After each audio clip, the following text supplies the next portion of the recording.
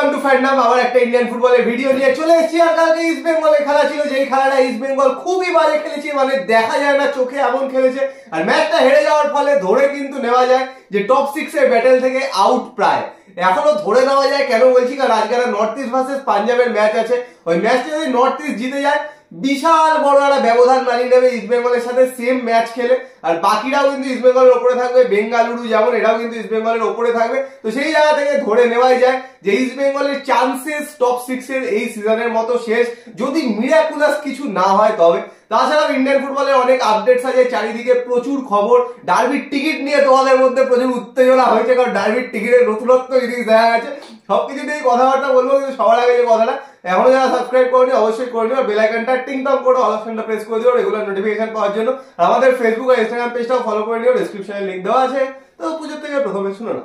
তো প্রথমে একটু ইন্ডিয়ান ফুটবলের আপডেট দিয়ে দিই। তো সেটার মধ্যে বলে রাখি যে আজকে কিন্তু দুটো গুরুত্বপূর্ণ ম্যাচ রয়েছে সন্তোষ ট্রফির কিন্তু সেমিফাইনাল আজকে রয়েছে। একটা হচ্ছে সার্ভিসেস ভার্সেস মিজোরাম দুপুর 2:30টা থেকে, আর একটা হচ্ছে মণিপুর ভার্সেস গোয়া সন্ধ্যে 7:30 থেকে। আর দুটো খেলায় কিন্তু ফিফা প্লাসে লাইভ দেখা যাচ্ছে। তো অবশ্যই দেখো এই বছরের সন্তোষ ট্রফি কে চ্যাম্পিয়ন হবে তার আওয়াজ কিন্তু এই দুটো ম্যাচ থেকে পেয়ে যাবে, যে দুটো টিম জিতে ফাইনালে উঠবে। আর এখনো অবধি কিন্তু সার্ভিসেস মিজোরাম ম্যাচটা খুব টাফ ম্যাচ হতে চলেছে, আর ওদিকে মণিপুর গোয়ার মধ্যে যে কেউ জিততে পারে। তো দেখা যাক কে কে ফাইনালে ওঠে। এর সাথে বলে রাখি আজকে কিন্তু আন্ডার-16 সাব চ্যাম্পিয়নশিপেরও খেলা রয়েছে ইন্ডিয়া ওমেন্স টিমের ভার্সেস নেপালের সাথে। তো যদি এই ম্যাচটা জেতে তাহলে কিন্তু ফাইনালে কোয়ালিফাই করতে পারবে ইন্ডিয়া, কারণ ফার্স্ট ম্যাচটা ভুটানের সাথে জিতেছিল, সেকেন্ড ম্যাচটা বাংলাদেশের কাছে হেরে গেছে, আজকে কিন্তু থার্ড ম্যাচ। এবার চলে আসি ডার্বির টিকিটের কথা। তো ডার্বির অনলাইন টিকিট তো ছেড়েই দিয়েছে, বুকমাই শোতে গেলে সবাই দেখতে হবে। ইস্ট বেঙ্গল সাপোর্টারদের জন্য একরকম মানি প্রাইস রাখা হয়েছে, যেহেতু ইস্ট বেঙ্গলের হোম ম্যাচ। মোহনবাগান সাপোর্টারদের জন্য একরকম রাখা হয়েছে। তো এটা নিয়ে প্রচুর কন্ট্রোভার্সি হচ্ছে, প্রচুর পোস্ট হচ্ছে, অনেকে অনেক কিছু বলছে। তো বলে রাখি মোহনবাগানের যে প্রাইসটা সেটা কিন্তু লাস্টবার মোহনবাগানের হোম ম্যাচের যেই প্রাইস ছিল সেই প্রাইসেই কিন্তু রাখা হয়েছে। ইস্ট বেঙ্গল যেহেতু হোম গেম, তো সেই জন্য ইস্ট বেঙ্গলের সাপোর্টারদের জন্য প্রাইসটা একটু কমিয়ে দেওয়া হয়েছে, মানে কোনোটা 100 টাকা ডিফারেন্স, কোনোটা 150 টাকার ডিফারেন্সে রাখা হয়েছে। তো এটা নিয়ে কিছু বক্তব্য নেই, কারণ বিদেশে কিন্তু এরকম মোটামুটি হয়ে আসে। যদি এরকম কোনো হোম টিম চাইলে নিজের সাপোর্টারদের কম রাখে, অ্যাওয়ে টিমের জন্য বেশি রাখে। তো ইন্ডিয়াতে এটা প্রথমবার, মানে ইন্ডিয়াতে বলবো না, ডার্বিতে এটা প্রথমবার, কারণ কেরালা ব্লাস্টার্সের বা বেঙ্গালুরুতে কিন্তু এই সিস্টেমটা অনেকদিন ধরে চলে আসছে, সেই জন্য কিন্তু একটু উত্তেজনা বেশি। সবাই বলছে কেন এরকম রাখা হবে, পরের ডার্বিতে, হোম ডার্বিতে আমরা দেখিয়ে দেবো। তো যাই হোক, এটা নিয়ে কন্ট্রোভার্সি আপাতত চলবে। তো টিকিট পিক আপ নিয়ে অনেকে জিজ্ঞেস করছে, তো বলে রাখি পিক আপ মোস্ট প্রবলি আগামী কাল থেকে হবে। ইস্ট বেঙ্গলের অফিসিয়াল পেজগুলোতে সেটা জানিয়ে দেবে। সকাল ওই 10টা সাড়ে 10টা থেকে বিকেল 5টা সাড়ে 5টা অবধি পিক আপ করতে পারবে। যারা মোহনবাগান অনলাইন কেটেছে তারা গেট নাম্বার 4 এর পাশে বক্স অফিস 2 থেকে, আর যারা ইস্ট বেঙ্গলের টিকিট কেটেছে অনলাইন তারা হচ্ছে ইস্ট বেঙ্গল গেট নাম্বার 1 থেকে ভিআইপি কে বক্স অফিস 1 থেকে। আর offline most probably East Bengal club Mohun Bagan মোহনবাগান ক্লাব থেকে টিকিট দেওয়া হবে। তো মনে হয় এটা একটা নতুন ট্রেন্ডে শুরু হয়ে গেল, যে পরের ডার্বি থেকে হয়তো প্রত্যেকটা ডার্বিতে এরকম দেখতে পাবে যে হোম টিমের জন্য হয়তো ডিসকাউন্টেড প্রাইসের টিকিট আসবে, আর অ্যাওয়ে টিমের জন্য 500 টাকার টিকিটই আসবে। এখন থেকে যে 500 টাকার টিকিট শুরু হলো, এটা মনে হয় না আর কমবে। কিন্তু এই ট্রেন্ডটা যে হোম টিম যারা অর্গানাইজ করছে নিজেদের টিকিটটা একটু কম রাখবে, এটা হয়তো নতুনত্ব একটা জিনিস আবার দেখতে পেলে। নতুনত্ব না যদিও, কেরালা বেঙ্গালুরু যেমন বললো সেগুলো হয় ওখানে, তো এই জিনিসটা হয়তো নতুন করে এখানে শুরু হলে এবার থেকে হয়তো সব ডার্বিতেই এরকম দেখতে হবে। আর বলে রাখি যে এখানে টিকিট নিয়ে অনেকে অনেক কিছু বলে। আমরা লাস্ট ডার্বিটা তো দেখেছি, অনেকে চিল্লামিল্লি করছিল 500 টাকা কেন টিকিট, কি করে খেলা দেখবো, এই দেখবো। তো বলে রাখি যারা এগুলো বলে তারাই দেখবো আইপিএল এর টিকিট কেটে যাচ্ছে ভাই 1,500 টাকা, 2,000 টাকা, 2,500 টাকা, তখন তাদের কাছে পয়সা থাকে। শুধু ফুটবলের বেলায় পয়সার অভাব হয়ে যায়।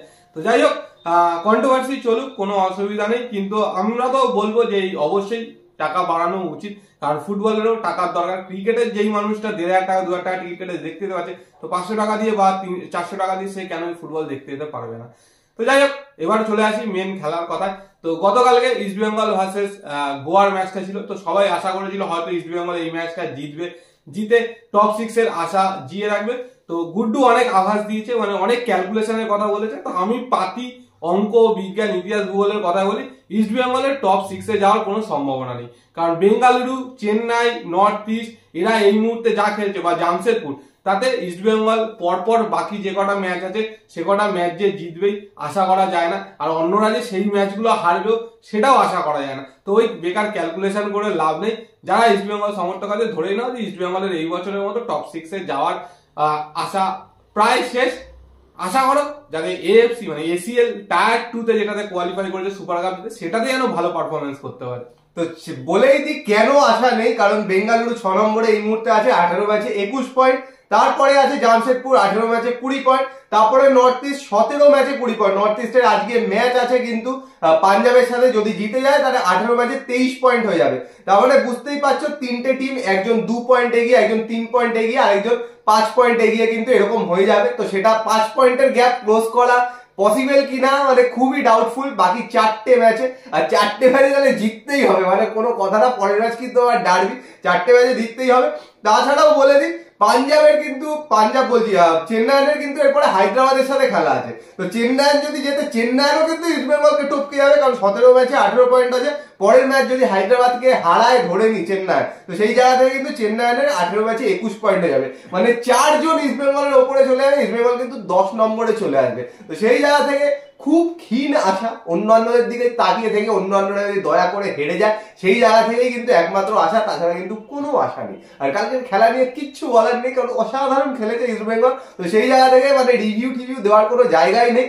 সাউলকেও কেন নামালো না বুঝতে পারলাম না, স্কোয়াডে কিন্তু নিয়ে গেল, হয়তো কোচের এটা একটুখানি ভুল ডিসিশন হয়ে গেছে কালকের ম্যাচটা, কারণ এখন যদি আর রিস্ক না নেয় এরপরে আর 4টে ম্যাচ চাই হলো বাঁচিয়ে রেখে তো কোনো লাভ নেই। সেই জায়গায় সাউলকে কেন খেলালো না এটাই কিন্তু একটা বিশাল বড় প্রশ্ন হয়তো হয়েছিল। ডিফেন্স স্ট্রং করে খেলবে, কিন্তু সেটাই কিন্তু ব্যাকফায়ার করে গেছে। তো যাই হোক, গত বছর তো আমরা স্টিফেন কনস্ট্যান্টাইনকে অনেক কথা বলেছিলাম, তো কাজ কোয়াদ্রাতকে অবশ্যই ধন্যবাদ যে সুপার কাপটা জিতিয়ে দিয়েছে, 12 বছর বাদে একটা ট্রফি দিয়েছে। কিন্তু আইএসএল এর ম্যাচগুলো দেখার পরে সত্যি কোনো কোনো সময় মনে হয় যে কাজ কোয়াদ্রাতে হয়তো প্ল্যান বি বলে কিছু নেই, যেটা সেট আপ করে নামে সেই সেট আপে যদি ঠিকঠাক ক্লিক করে যায় ঠিক আছে, কোনো দিন কোনো চেঞ্জেস মিরাকেল হয়ে গেলে সেই দিন ম্যাচ বেরিয়ে যাচ্ছে, বাট সেটা যদি ক্লিক না করে তাহলে কিন্তু ম্যাচ বেরোচ্ছে না। আরেকটা কথা, ইয়ং প্লেয়ারদের অনেককে তুলেছে, তারা যথেষ্ট ভালো খেলে হচ্ছে। জেসিন টিকেকে কালকে ডেবিউ করেছে, এর আগে বিষ্ণু ভালো খেলেছে, সায়ন ভালো খেলেছে, কিন্তু সিনিয়র টিমের যে ব্যাকআপ দরকার, যে রিজার্ভ বেঞ্চ দরকার, সেটা কিন্তু এই টিমের নেই। তো সেটা যদি বুঝতো, যদি উইন্টার ট্রান্সফারে কিছু চেঞ্জেস আসতো, যদি কিছু নতুন প্লেয়ার নিত, হয়তো এই প্রবলেমটা থাকতো না। বাট যাই হয়ে গেছে, আর কিছু ভেবেও লাভ নেই। এই বছরের মানে আইএসএল এর মতো আশা শেষ। এবার দেখা যায় যে পরবর্তী সিজনের জন্য, যেহেতু কোয়াদ্রাতের সাথে 2 বছরের কন্ট্রাক্ট, সিজনের জন্য কি করে, এটাই কিন্তু দেখার বিষয়। এই মুহূর্তে আর কিছু বলার নেই। তো আর কোনো তোমাদের ডাউট থাকলে, টিকিট নিয়ে কোনো ডাউট থাকলে, টিকিটের প্রাইস নিয়ে কোনো প্রশ্ন থাকলে, এত দাম কেন হবে সেই সব নিয়ে কমেন্ট করতেই পারো। কমেন্টে আমরা রিপ্লাই সবসময় দিই, তো এখনো দেবো। আর ইস্ট বেঙ্গল ফ্যানদের যদি কোনো বক্তব্য থাকে খেলা নিয়ে, যে এতটা চেঞ্জ কি করে হয়ে গেল খেলা, সাউথকে কেমন লাগলো না, সেগুলোও কিন্তু কমেন্ট বক্সে কমেন্ট করে জানাতে পারো। আর ভিডিওটা পছন্দ হলে লাইক করে দিও, শেয়ার করে দিও, চ্যানেলটা অবশ্যই সাবস্ক্রাইব করে দিও, আর বেল আইকনটা টিং টং করে দাও রেগুলার নোটিফিকেশন পাওয়ার জন্য। চলো আমাদের জন্য টাটা।